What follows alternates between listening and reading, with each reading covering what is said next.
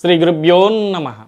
అచింత్యావ్యక్తరూపాయ నిర్గుణాయ గుణాత్మనే సమస్త జగదాధారమూర్తయే బ్రహ్మణే నమ.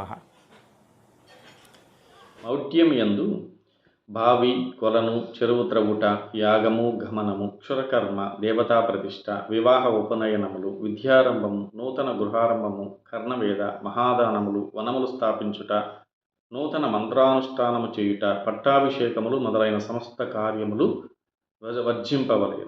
మౌఢ్యము యందు చేయదగినటువంటి విషయాలకు వస్తే ఆశ్లేష, జ్యేష్ఠ, మూలాది గండ నక్షత్రముల శాంతులకును, రోగ సంబంధమైన జపహోమాది శాంతులకును, గ్రహశాంతికిని, అభిషేకము, సమస్త వ్రతములు, ఉత్పాద దోషములు మొదలగున వాని శాంతులకును, మాస ప్రయుక్తములకు వంశవనం, శ్రీమంతోన్నయనం, బారశాల మొదలగు కార్యములకును గురు శుక్ర మౌఢ్యాలు దోషము కానేరవు.